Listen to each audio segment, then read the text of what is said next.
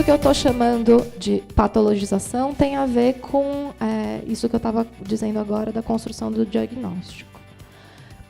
Essa ideia de patologização é fundamental para a gente poder entender o que é a medicalização, certo? Então, a partir dos destaques para a técnica da medicina e para os conceitos tomados por ela para a sua ação clínica, marcamos aqui que a tendência a nomear características inerentes ao ser humano como patologia, quer dizer, o cara que anda de cadeira de rodas. Isso daí é patológico. Eu chamo isso de doença. Mas isso não significa que o cara está doente. Nomear como patologia é esse processo de patologização. É a localização de algo que é característica da identidade da pessoa, do jeito do sujeito funcionar, como doença. Então, se a gente considera como normal que as crianças de 7 anos fiquem 5 horas sentadas em silêncio, a gente considera patológico o comportamento daquelas que, em sala de aula, ficam se levantando e conversando com os colegas, certo? Porque aqui, por exemplo, vocês estão todos bem quietinhos, né? É bem isso que eu queria, todo mundo calado, olhando para mim. Se tem alguém aqui que fica se mexendo, ou então que levanta para ir no banheiro, eu passo a localizar isso como diferente, anormal, patológico, certo? É essa divisão entre normal e patológico que conduz à construção de um conjunto de operações políticas, estratégias e dispositivos de intervenção. Por que eu estou chamando de política? Lembra lá que eu falei que essa localização da diferença como algo anormal é de uma preocupação de degeneração da sociedade? Eu quero manter aqui a minha organização, nada pode sair do que eu estou planejando. Então, eu preciso intervir para não deixar que essa galera que está saindo da linha atrapalhe todos os outros. Então, é uma intervenção política de controle porque ela se relaciona com essa organização social. No caso da criança agitada, terapias medicamentosas e comportamentais para controlar os impulsos, além da supervisão dos professores e cobrança dos pais. Não é isso que a gente vê? Criança que é agitada, a gente leva para o médico, atualmente é mais o neurologista do que o psiquiatra, para o neurologista dizer que tem alguma coisa errada com essa criança e dar um remedinho, indicar um psicólogo para que ela possa se controlar. A minha intenção é que essa criança pare de causar. E aí, o que eu faço com isso? Eu retiro ela do contexto e culpo ela pelas características dela, culpo o corpo dela pelas características dela e jogo para uma outra pessoa cuidar. O médico me diz o que é, o psicólogo vai lá e dá um jeito, certo? Pode passar. Então, o que eu estou chamando de medicalização? É o processo de transformar questões não médicas, eminentemente de origem social e política, em questões médicas. Isso é tentar encontrar no campo médico as causas e soluções para problemas dessa natureza. Então, quando eu digo que a desorganização do João é por causa de uma lesão cerebral mínima, eu estou apostando que tem alguma coisa no corpo desse cara que justifica por que ele é tão desorganizado, por que ele causa. Então, medicalizar é entender que aquilo que eu estou chamando de doença tem um porquê localizado no corpo. E aí, com isso, eu deixo de considerar todas as outras questões que podem estar acontecendo na vida do fulano.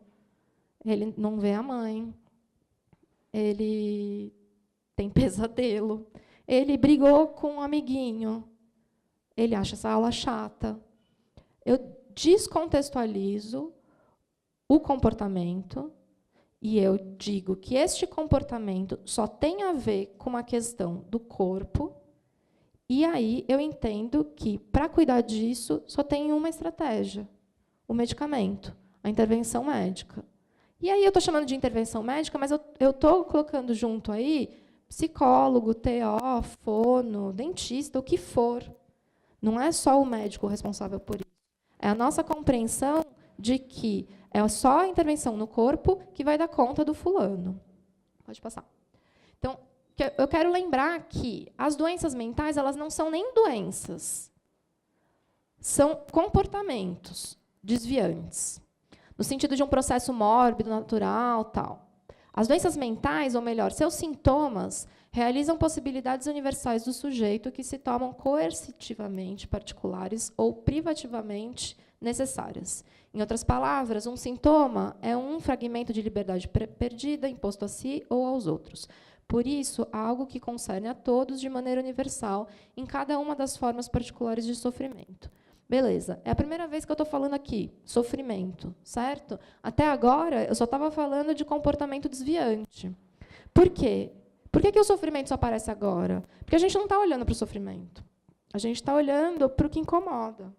E a gente não está pensando que incomoda o carinha que está lá fazendo, causando. A gente está pensando que me incomoda. Incomoda a classe, incomoda a escola, incomoda o abrigo. Eu não estou pensando que o cara que está quebrando tudo está em conflito, que ele está mal. Né? Eu apago essa dimensão do sofrimento e eu fico só preocupada com o comportamento, com o sintoma. Sintoma entendido como aquilo que eu não quero. Certo? Então, a Tati estava falando no começo que uma das preocupações do Instituto é essa noção de cuidado. Quando a gente apaga a dimensão do sofrimento, a gente elimina a noção de cuidado. A gente está só preocupado com a organização e não com como aquele cara está se sentindo. O que é que está causando aquele mal-estar? Essa noção de mal-estar, aliás, nem é discutida. A gente não vê isso muito. Quando eu falo assim, ai, putz, eu estou deprimida, estou doente, preciso de um remédio. Eu não estou falando o que é que está me deixando triste. Não estou pensando o que é na minha vida que está causando tudo isso. Eu não quero nem pensar, na verdade, que eu estou triste, no que eu estou sentindo. Eu quero só fazer passar. Pode passar. Então, o que é essa ideia de medicalização da vida? A partir dessa visão biomédica de construção do que é normal, do que é anormal, que é localizada a partir do surgimento da psiquiatria, eu entendo doença como desvio de norma, algo que eu preciso conhecer para prevenir e tratar, e eu paro de pensar as minhas características a partir de uma noção filosófica, metafísica, sei lá. E eu só acho que o que eu sou pode ser explicada por um discurso científico. Nada de espiritual ou de qualquer outra construção. Então, o papel de doente é atribuído àquele indivíduo que se encontra incapaz de funcionar normalmente, conforme as expectativas em uma sociedade produtiva. Trabalhar, ir à escola, cuidar da casa, se envolver em atividades sociais que dão a cada indivíduo sua função social. E cada ato praticado por nós, que cuidamos desses sujeitos, deve ser justificado no que se relaciona à saúde ou doença, cada vez menos em relação à virtude ou que seja mais justo. Ou seja, a gente para de pensar na vida do cara, nos desejos, nas vontades, e passa só a olhar para o mecanismo. Isso é medicalizar a vida. A gente não pensa mais o cara bagunceiro, o menino maluquinho, como o artista. A gente pensa ele como doente, como alguém que não devia estar do jeito que ele está. Pode passar. Então, a quem serve a medicalização? Porque nem sempre ela serve para o sujeito que está em sofrimento. Primeiro, porque a gente nem reconhece o sofrimento dele. Então, o modelo psiquiátrico atual se propõe ateórico. Esse modelo é um modelo baseado naquela construção de manuais que eu falei lá com o modelo da biologia, lembra? Então, essa ideia de categorizar se pretende ateórica. Não é o psicanalista que criou, ou sei lá que outra teoria que sentou, e este é o modelo que a gente vai seguir para fazer as intervenções X. O modelo atual se propõe universal. Então, para qualquer sociedade, para qualquer sujeito, para qualquer pessoa de qualquer teoria que vai analisar aquele comportamento, eu tenho um checklist limpo de qualquer ideologia, para a gente poder seguir e entender quem é aquela pessoa.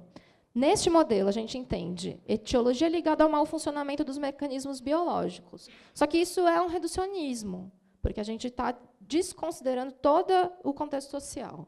A gente entende um modelo centrado na doença e não no sujeito, o que é totalmente cartesiano. Lembra aquela coisa, razão, emoção? Então, eu estou entendendo só no corpo, eu estou desconsiderando todas as outras coisas.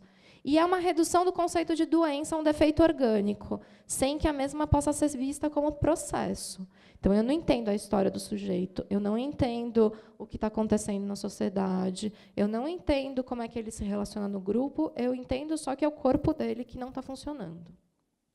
Na psiquiatria atual, não há um diagnóstico do sujeito, e sim uma coleção de fenômenos que nada dizem a respeito dele.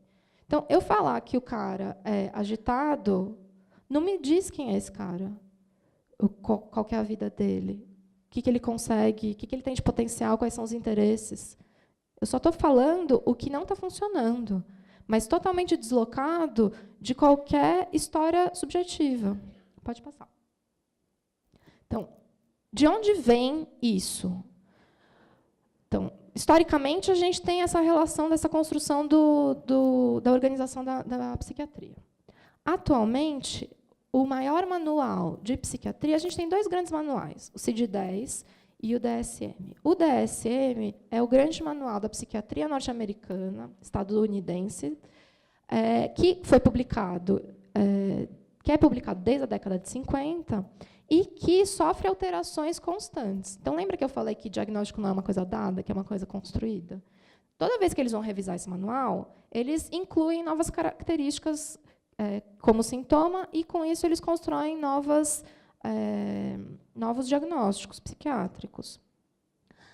O que era chamado de doença mental, hoje em dia é entendida como transtorno.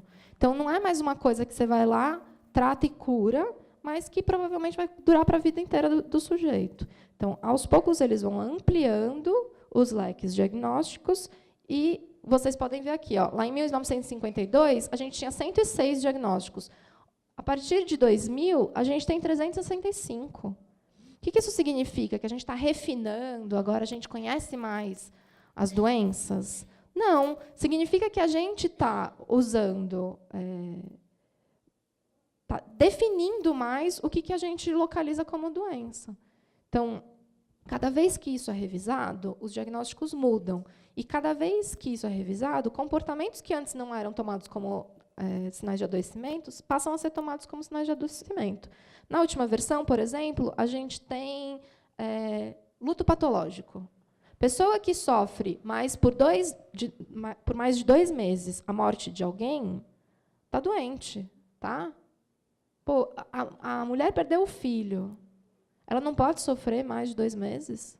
Não pode ficar mal? Então, a organização destes manuais não significa que isso daqui está certo e a nossa vida passa a ser regida por isso. Significa que esses médicos estão organizando formas de compreensão dos estilos subjetivos a partir de uma norma. Pode passar. Então, aí eu trouxe um pouquinho do histórico do diagnóstico de TDAH, que eu acho que é um diagnóstico que a gente vê muito por aí. TDAH, TOD, autismo, são diagnósticos que estão bombando, né? Este nome ele não surge antes da criação do DSM, né? A gente tem aí algumas descrições de fenômenos de hipercinesia, de agitação. Olha lá, a lesão cerebral mínima. Mas a gente tem só a nomeação de transtorno do déficit de atenção com ou sem hiperatividade na criação do DSM-3. Então, este diagnóstico, essas crianças antes elas não existiam? Não existia criança com TDAH ou existia? A questão, a agitação ela sempre existiu. A forma como a gente chama essa agitação, que é nova. Tem mais autista hoje em dia ou a gente está diagnosticando melhor? Melhor. É uma grande questão. Porque o que a gente chama de autismo hoje em dia não é a mesma coisa que a gente chamava de autismo há 20 anos atrás. Não. O que era o autismo, inicialmente, era um sintoma de um diagnóstico de esquizofrenia. E, hoje em dia, autismo, a gente não fala mais sobre psicose infantil, a gente fala sobre autismo. Então, todas as crianças que eram chamadas de psicóticas, antigamente, hoje em dia são autistas. Transtorno de Asperger, o que é isso? É um diagnóstico que surgiu com o DSM. Essas pessoas não existiam? Pessoas esquisitas sempre existiam, mas a gente chama, hoje em dia, de autismo. Não foi que essas pessoas sempre foram autistas. Lembra que eu falei? Quando o Pinel criou a classificação dele, ele chamava pessoas que hoje em dia a gente chama de autista ou de deficiente intelectual de idiota. Hoje em dia, idiota é xingamento, né? Será que autista daqui a uns anos vai ser xingamento também? Então, o que eu estou querendo dizer com isso? Esses nomes, eles não são neutros, eles não são dados, eles são construídos. Então, o que é, hoje em dia, TDAH, há um século atrás, não existia. Mas crianças agitadas provavelmente existiam. Só que lá atrás a gente nem olhava para a infância como infância. A gente não chamava criança de infância, a gente entendia outra coisa. Então, o que eu queria, se vocês saírem com uma coisa aqui da cabeça hoje, para mim é importante. O diagnóstico, ele é uma forma de rotular certos comportamentos, mas ele não diz o que este sujeito é, ou o que ele está passando, certo? Então, a gente pode construir outros nomes, a gente não precisa ficar com esses. Pode passar.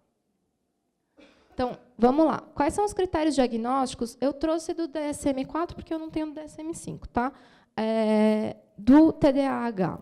A gente tinha lá 2 possibilidades.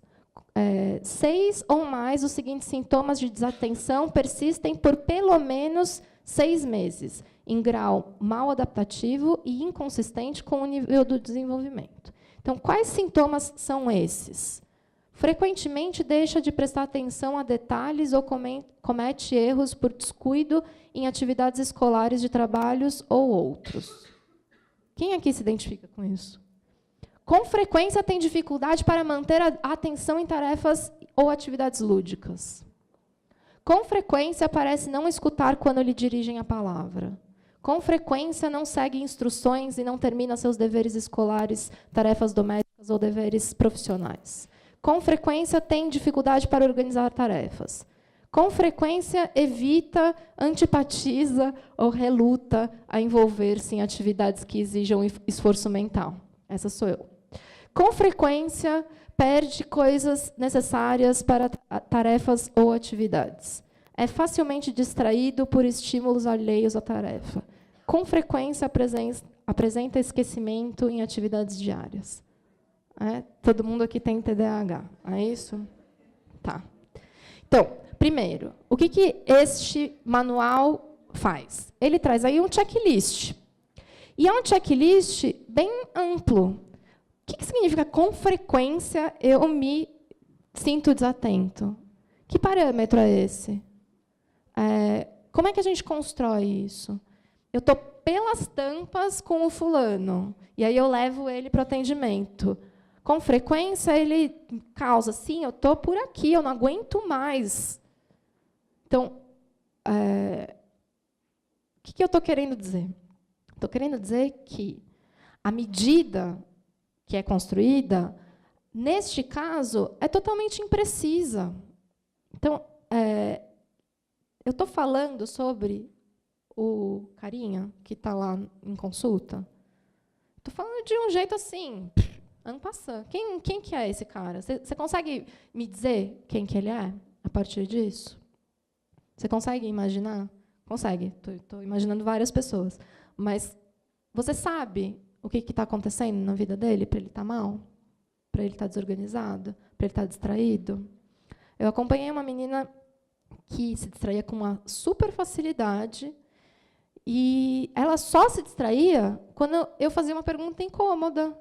Então, eu falava para ela assim, olha, isso aqui é um problema, né? O que é que você falou? Ai, desculpa, é que eu tenho TDAH, ela falava.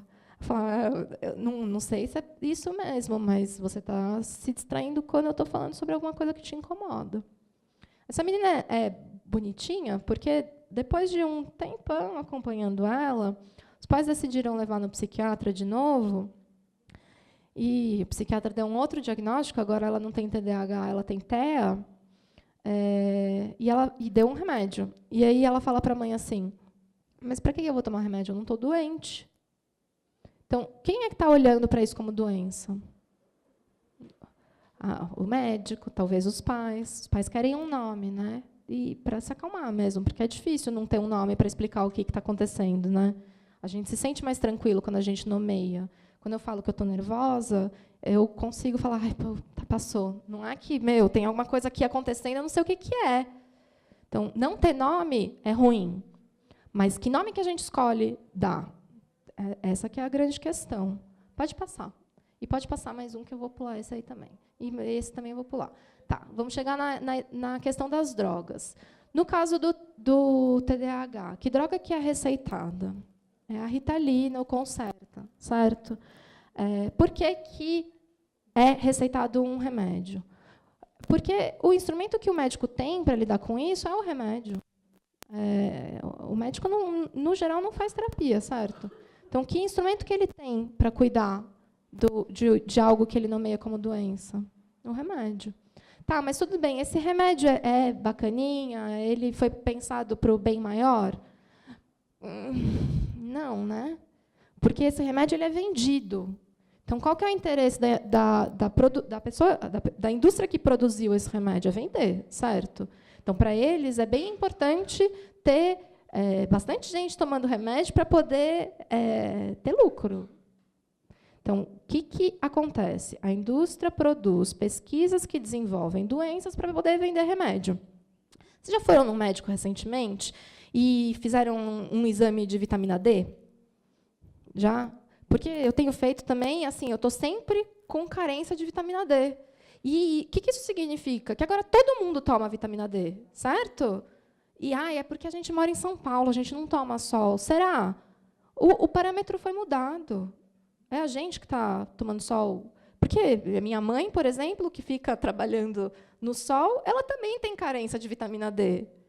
É porque ela não absorve, então ela precisa tomar um remédio. Nisso, a indústria está vendendo adoidado vitamina D. E ganha, mas é baratinho. Tá, mas tipo, de grão em grão, né? Os caras fazem uma puta de uma grana. Então, é interessante ter muita doença, porque com muita doença a gente tem muito remédio, e com muito remédio a gente tem indústrias ficando ricas, certo? Então, como é que a Ritalina funciona? A Ritalina não é um calmante, é um estimulante, certo? Tipo a cocaína, tipo a anfetamina. E ela funciona como estimulante do sistema nervoso central. Ela tem o mesmo mecanismo de outras drogas que não são legalizadas. Ela aumenta a concentração das dopaminas, que é um neurotransmissor associado ao prazer, nas sinapses, mas não em níveis fisiológicos. Então, ela não muda, ela só regula. Ela cria um movimento em que outras coisas que são prazerosas na vida não competem com o barato que a Ritalina dá. Então, você fica lá, pronto para outra, certo? Significa que ela está te acalmando? Não, significa que você está tendo uma sensação puta prazerosa e você quer continuar. E aí você quer mais um. Ele tem várias reações adversas. O uso continuado, dependendo da quantidade, pode levar a uma toxicidade. E aí a gente tem criancinhas zumbis. Então, o efeito do excesso da Ritalina é justamente aquilo que a gente quer que ela faça, que é acalmar. Só que isso é um efeito que está revelando que aquele cérebrozinho está em nível tóxico. Então, muitas crianças que deixam de fazer uso dessa droga, elas aparentam ter uma piora no comportamento, o que parece confirmar a crença de que as drogas funcionam, certo? O fulano estava tomando, eu tirei, ele ficou muito louco, dá logo de novo. É isso. Vocês já viram gente em abstinência? Não faz assim, puf, o cara fica mal. É isso aí que a gente tem. Então, o comportamento piora justamente porque a biologia das crianças se adaptou à droga. Então, a gente vai conseguir fazer essa retirada? O cara tomou 10 anos de Ritalina. Vai ser assim, ó, agora não precisa mais, está curado.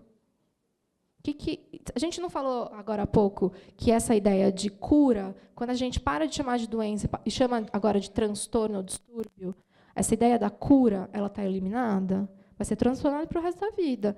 Você já viu ex-autista? Já viu alguém ex-TDAH? Uma vez que você deu o nome, é muito difícil de descolar. Assim como, uma vez que você deu o remédio, é muito difícil de tirar.